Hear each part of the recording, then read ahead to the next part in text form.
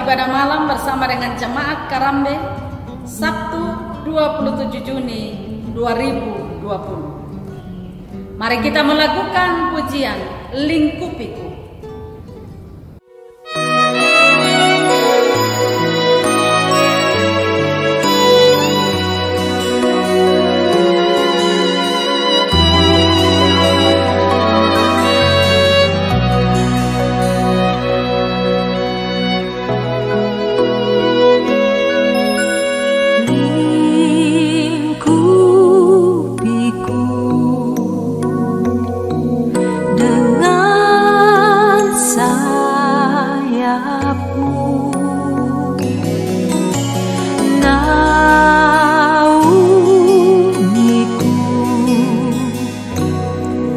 Dalam kuasa-Mu,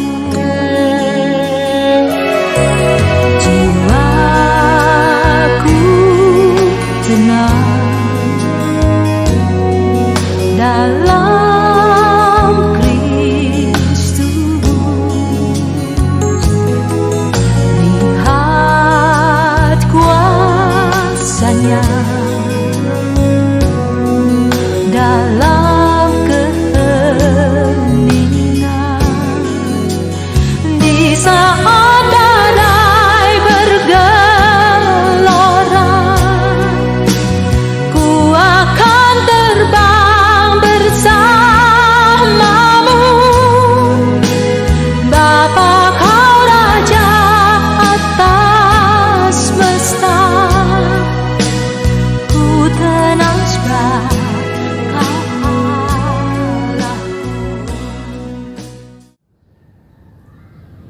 kita mempersiapkan firman Tuhan dari Injil Lukas pasal 17 ayat 1 sampai ayat 6. Terlebih dahulu mari kita berdoa. Bapa di sorga, kami selalu bersyukur atas segala penyertaan-Mu dalam hidup kami, atas segala tuntunan-Mu dalam melakukan segala aktivitas kami. Pada malam ini kami beristirahat, namun terlebih dahulu kami siap untuk mendengarkan firman-Mu. Ya Roh Kudus, kuasailah kami, agar kami mampu untuk fokus terhadap firman-Mu. Bersabdalah ya Tuhan, kami siap mendengar. Ampunilah dosa-dosa kami. Di dalam Kristus Yesus kami berdoa. Amin. Injil Lukas pasal 17 ayat 1 sampai 6. Firman Tuhan demikian. Yesus berkata kepada murid-muridnya, tidak mungkin tidak akan ada penyesatan, tetapi celakalah orang yang mengadakannya. Adalah lebih baik baginya jika sebuah batu kilangan diikatkan pada lehernya, lalu ia dilemparkan ke dalam batu, daripada menyesatkan salah satu dari orang-orang yang lemah ini. Jagalah dirimu. Jikalau saudaramu berbuat dosa, tegurlah dia. Dan jikalau ia menyesal, ampunilah dia. Bahkan jikalau ia berbuat dosa terhadap engkau 7 kali sehari, dan 7 kali ia kembali kepadamu dan berkata, aku menyesal, engkau harus mengampuni dia. Lalu kata rasul-rasul itu kepada Tuhan, tambahkanlah iman kami. Jawab Tuhan, kalau sekiranya kamu mempunyai iman sebesar biji sesawi saja, kamu dapat berkata kepada pohon ara ini, terbantunglah engkau dan tertanamlah di dalam laut, dan ia akan taat kepadamu. Amin. Firman Tuhan.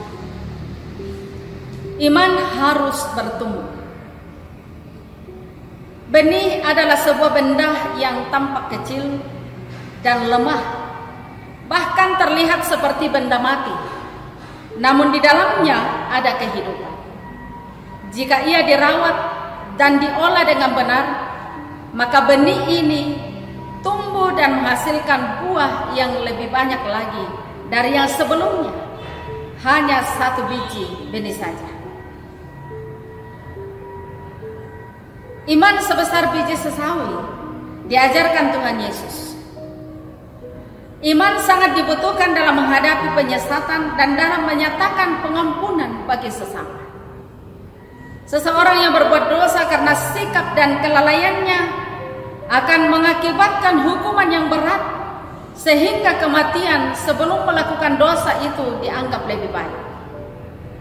Tuhan Yesus menekankan bahwa orang tersebut perlu diberi peringatan sebagai bentuk kepedulian terhadap keselamatannya. Karena bila tidak ada pertobatan, maka dia akan terkena celaka. Sebaliknya, menegur dosa harus diimbangi dengan mengampuni dosa. Orang yang bertobat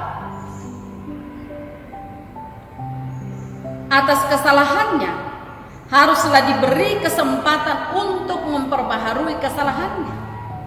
Semua itu hanya dapat dilakukan jika seseorang memiliki iman. Dalam berbagai aspek kehidupan, kita sangat memerlukan iman yang digambarkan Tuhan Yesus seperti benih. Kita harus merawatnya agar dapat berakar dan bertumbuh dalam Kristus untuk menghasilkan buah. Kita akan mudah menyerah jika menghadapi orang yang terus berkanjang dalam dosa. Namun sebagai orang yang beriman, kita dipanggil meneladankan pengampunan kepadanya serta percaya bahwa Tuhan bekerja dalam hidup mereka. Kita menjadi batu loncatan dan bukan batu sandungan. Karena itu, baiklah kita terus merawat iman kita agar terus mengalami pertumbuhan yang baik. Amin. Kita memberi respon terhadap firman Tuhan ini dengan pujian, Engkaulah perisai.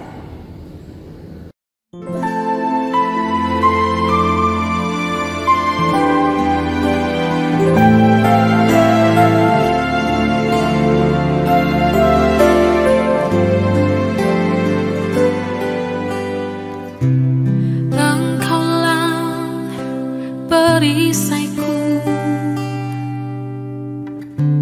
saat badai hidup menerpaku, firman-Mu di dalamku, tenangkan jiwaku.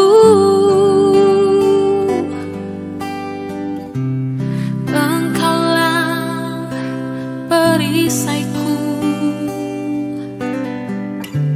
saat badai hidup menerpaku, firman-Mu di dalamku, tenangkan jiwaku. Ku kan berdiri di tengah badai dalam kekuatan yang Kau berikan. Sampai kapanpun ku kan bertahan, karena Yesus selalu menopang. Ku kan bertahan di dalam tekanan dengan kekuatan yang Kau berikan. Sampai kapanpun tak tergoyahkan, karena Yesus selalu menopang hidupku. Mari kita berdoa. Tuhan menuntun kami di dalam ibadah singkat kami pada malam ini. Tuhan pun sudah memperdengarkan firman kepada kami. Itulah perkataan-Mu. Semoga kami terus dimampukan, kami diajar oleh firman-Mu ini. Kami berdoa Tuhan kepada setiap warga jemaat-Mu di Karambe, kepada setiap pendengar firman di mana saja malam ini. Semoga mereka tetap dalam keadaan sehat, jauh dari virus corona, dan terberkati dalam kehidupan rumah tangga masing-masing, terberkati dalam setiap pekerjaan dan usaha. Demikian juga anak cucu kami yang masih kecil dan yang sedang menuntut ilmu, kiranya Tuhan memelihara mereka. Keluarga kami yang sedang berada di rantau, kasihi mereka di sana, lindungi siang dan malam, dan berkati dalam pekerjaan, jauhkan dari virus corona. Warga jemaat Karambe yang sedang sakit kiranya Tuhan sembuhkan. Yang sedang dalam pergumulan yang berat kiranya Tuhan melepaskan. Yang sedang dalam duka cita, ya Roh Kudus, topanglah mereka. Kami berdoa Tuhan untuk para lansia.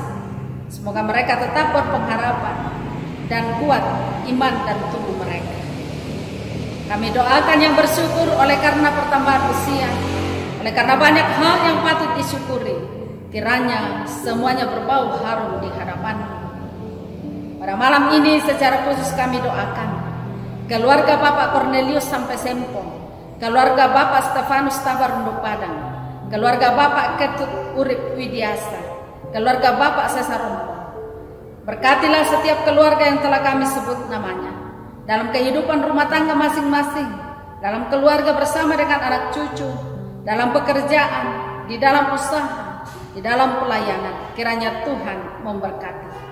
Kami doakan para dokter, para medis, kiranya Tuhan topang mereka agar tetap kuat menyelayankan pelayanan kemanusiaan. Kami doakan Tuhan beri kami kekuatan di dalam masa pandemi ini. Kami akan tidur, kiranya kasih Tuhan menyertai kami, agar kami tidur dengan nyenyak dan esok pagi kami bangun dengan sehat dan kuat karena pertolongan Tuhan. Ampunilah segala dosa-dosa kami Bapa. Di dalam Yesus Kristus kami berseru kepadamu. Amin. Sampai jumpa, Tuhan memberkati kita.